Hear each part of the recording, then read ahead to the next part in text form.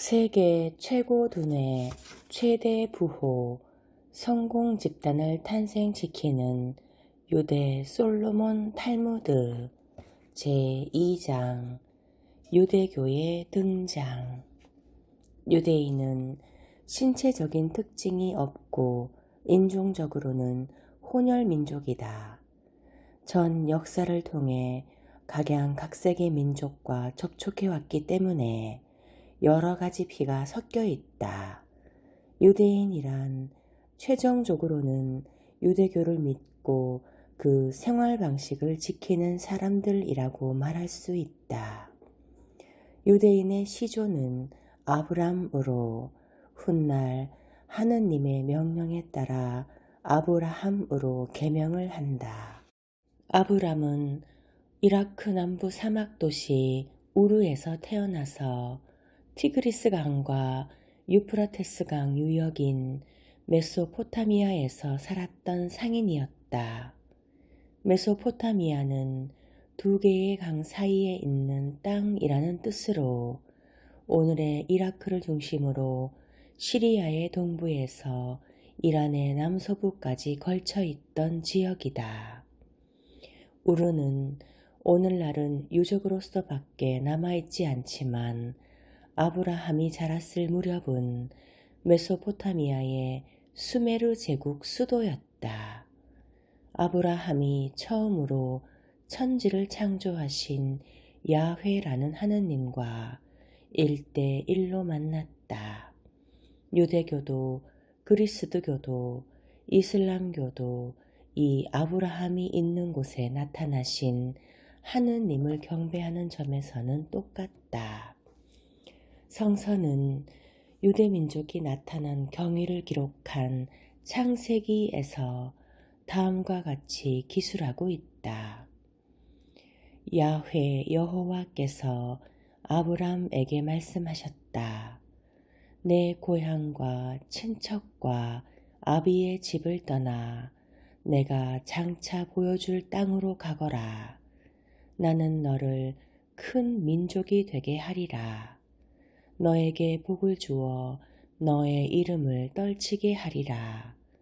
너의 이름은 남에게 복을 끼쳐주는 이름이 될 것이다. 너에게 복을 비는 사람에게는 내가 복을 내릴 것이며 너를 저주하는 사람에게는 저주를 내리리라. 세상 사람들이 너의 덕을 입을 것이다. 아브람은 야훼께서 분부하신 대로 떠나갔다. 이 단 한마디로 유대인이 야훼께서 약속하신 가나안 땅을 찾아 헤매는 운명의 역사가 시작된다. 아브라함 일행이 하란에서 긴 여행을 떠난 것은 기원전 18세기 무렵이었다고 추정되고 있다. 아브라함 일행은 넓은 사막을 유랑한 끝에 결국 약속의 땅에 도착한다. 얼마 뒤 이 땅에는 기근이 들고 아브라함의 손자 야곱과 그 12명의 아들들은 이집트에 몸을 맡기고 노예가 되어 피라미드 건설에 종사했다. 야곱과 그 12명의 아들들은 훗날 이스라엘 12부족의 조상이 된다. 그 후 기원전 12세기 무렵 노예였던 유대인 60만 명이 모세에게 이끌려 이집트에서 탈출했다. 그때도 하느님께서 아브라함에게 가나안으로 향하라고 명했던 것과 같이 모세는 하느님의 명령에 따라 이집트를 탈출하고 또 넓은 사막을 건넜다. 그리고 유대민족은 사막을 횡단하는 동안에 시나이 산에서 10계명을 받았다. 기원전 1020년에는 12부족의 하나인 베냐민족의 사울이 부족 간의 불화를 해소하고 왕위에 올랐다. 이어서 다윗이 왕위를 계승하고 왕정을 굳혔다. 그 뒤를 이은 것이 솔로몬 왕이다. 솔로몬 왕의 영화는 유명하고 그는 부와 지혜와 하느님을 받드는 신념으로 역사에 이름을 남기고 있는데 그 왕국의 영토는 유프라테스 강에서 이집트 국경까지 걸쳐 있었다. 솔로몬 왕은 소아시아, 아라비아, 에스파냐까지 널리 교역을 해서 큰 부를 손에 넣고 그 부를 사용해서 기원전 900년 무렵 예루살렘에 장대하고 화려한 신전을 세웠다. 솔로몬 왕의 사후 반란이 일어나 북쪽의 10부족은 이스라엘 왕국, 남쪽의 2부족은 유대 왕국을 건설했다.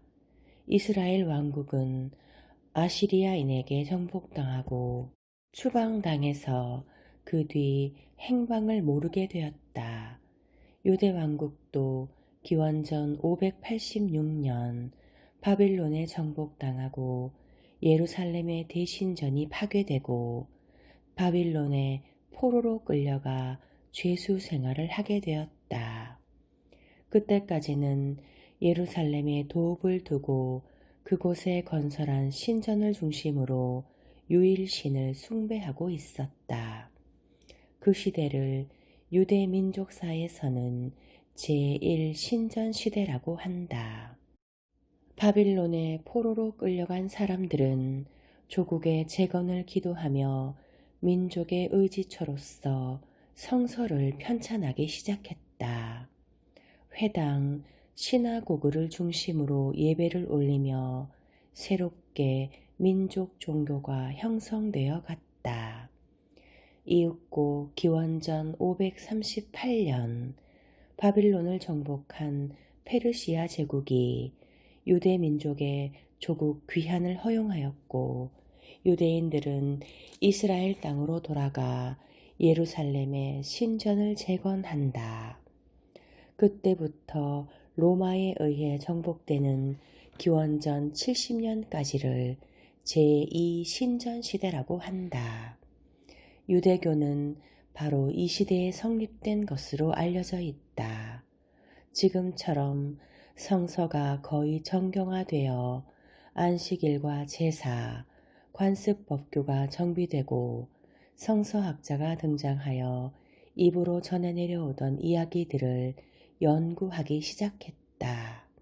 이 시대는 유대민족사에서 유대교가 번영했던 시기이다. 교리가 없다. 유대교에는 교리가 없다. 어떻게 교리 없는 종교가 있을 수 있겠는가? 의아하지만 사실이 그렇다. 구약 성서라는 율법이 있지만 구약의 율법 조항들은 하나의 명제 역할만 한다. 그 조항들을 실제 생활에 적용시키기 위해서는 해석이 뒤따라야 하는데 그 해석이 1000가지 만가지로 다양하다. 처음부터 정통 해석이란 없는 것이다. 이렇게 된 데는 역사적인 이유가 있다. 수천 년 동안 유대인은 나라를 잃고 세계 여러 곳에 흩어져 살았다. 유대인이 발을 붙이고 살지 않은 나라는 거의 없다. 그들이 이주해간 나라마다 또 지방마다 법이 다르고 문화가 달랐다. 이런 상황에서 정통 교리를 만들어 놓고 천편일률적으로 적용한다는 것은 불가능했다. 만약 그랬다면 유대인은 아마 살아남지 못했을 것이다. 각 지역에 있는 유대인 공동체에서는 저마다 랍비들을 중심으로 자기들의 환경에 맞도록 율법을 해석하고 적용했다. 그래서 논쟁과 토론이 그치지를 않았다. 그러기에 유대인의 삶에 가장 큰 힘으로 작용하는 탈무드는 수많은 논쟁과 토론의 기록이다. 그들은 논쟁과 토론을 하되 한 가지 결론에 도달하는 것을 목적으로 삼지 않는다. 논쟁과 토론을 하되 한 가지 결론에 도달하는 것을 목적으로 삼지 않는다. 어떤 문제에 대해 소수의 의견과 다수의 의견은 있을지라도 어떤 견해는 틀리고 어떤 견해는 맞다는 식의 선을 긋지 않는다. 어떤 견해는 틀리고 어떤 견해는 맞다는 식의 선을 긋지 않는다. 이러한 탄력성은 다양한 환경 속에서 유대인이 유대인으로서의 동질성을 잃지 않고 살아남을 수 있었던 비결이었다. 유대 학생들은 혼자서 공부하는 법이 없다. 둘이나 셋 또는 몇 명이 그룹을 만들어서 토론 방식으로 탈무드를 공부한다. 탈무드 자체도 그러하지만 공부하는 방식도 주입식이 아니다. 누구나 의견을 제시할 수 있고 어떤 의견에 대해서도 틀리거나 맞다고 결정짓지 않는다. 탈무드는 5,000년 동안 수십만에 이르는 유대인 현자들이 전개한 논쟁의 기록이다. 그 안에는 율법, 경구, 우화, 속담, 논쟁, 유머, 공상 등 인간의 삶에 존재하는 거의 모든 이야기가 들어있다. 배워야만 산다.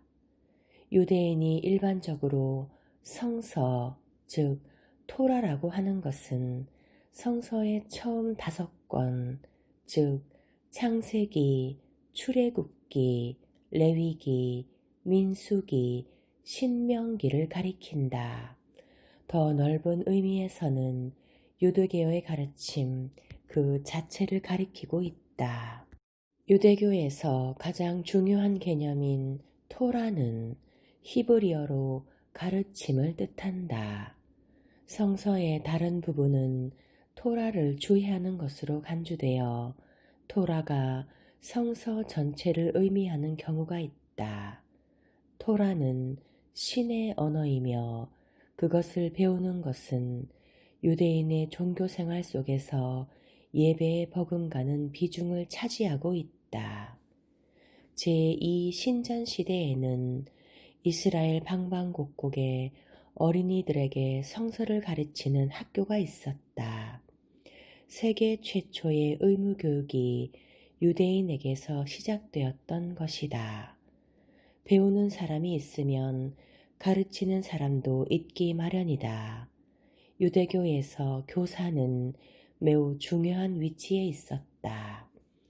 유대 민족사에서 바빌론 포로기와 그 이후 시기는 토라를 유대인 공동체의 규범으로 하여 생활을 영위하게 되었는데 그 가르침을 현실 사회에 어떻게 적용하는가가 중대한 문제였다.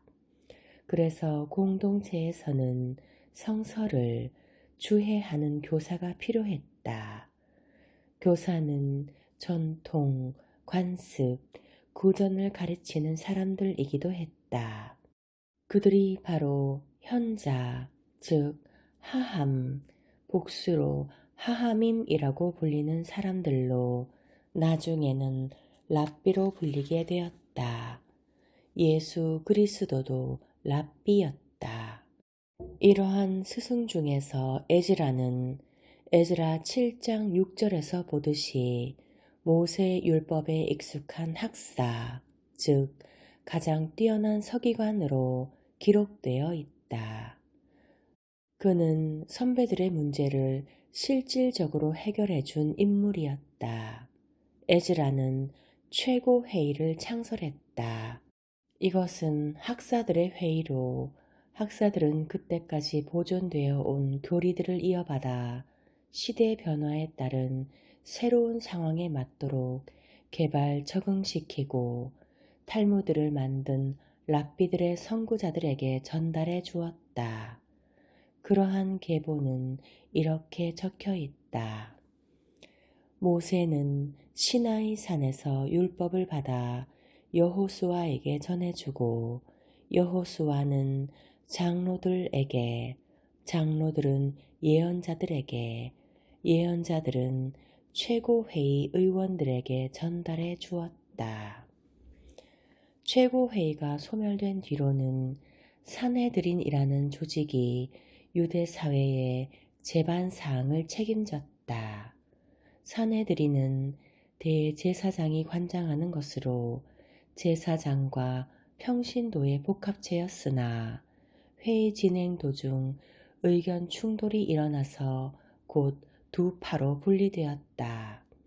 제사장들은 율법에 덜 충실하더라도 헬레니즘 사상과 타협하기를 좋아하였고 에즈라와 서기관들의 직계 후계자인 평신도들은 이에 반대하여 율법의 다스림에 전적으로 따르기를 원했다. 이 두 파 사이의 분쟁은 마카베오가의 투쟁 동안에는 잠시 그쳤다가 히르카누스가 등극하자 더욱 공동현이 표면화되었다. 이러한 현상은 사두가이와 바리사이 두 지파가 등장할 때까지 계속되었다. 유대 역사가 요세푸스는 이렇게 말하고 있다. 바리사이 파들은 모세의 율법 속에 기록되어 있지 않은 의식을 조상으로부터 계속 이어받아 백성들에게 전달해 주었고 이에 대해 사두가이 파들은 그것을 배격하고 성문화된 의식만 지켜야 하며 조상들로부터 구전된 것은 지키지 않아도 된다고 주장했다.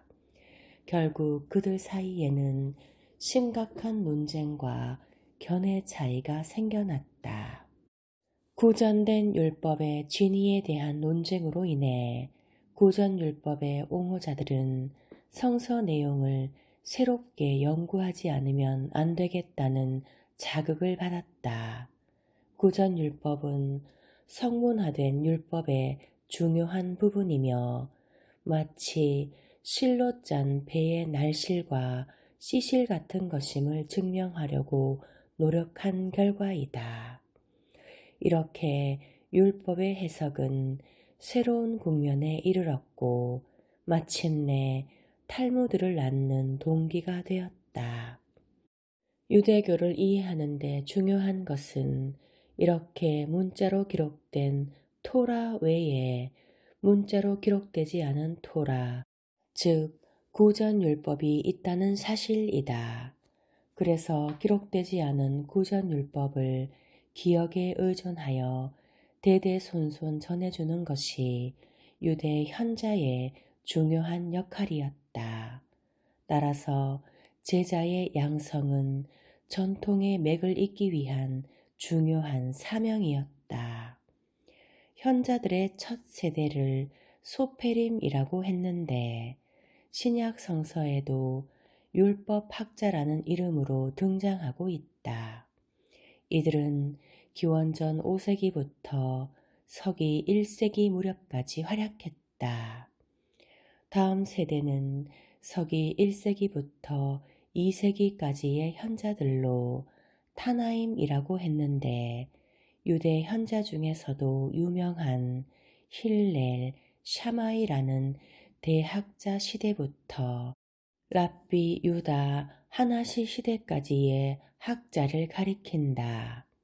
그들이 구전율법을 연구하고 발전시켜 랍비 유다 하나시가 최종적으로 방대한 구전율법을 정리 편찬했다. 문장화된 뒤에도 구전이라고 하는 건 이상하지만 전승이기 때문에 그런 것이다. 랍비 유다에 의해 정리된 구전율법을 미슈나라고 한다.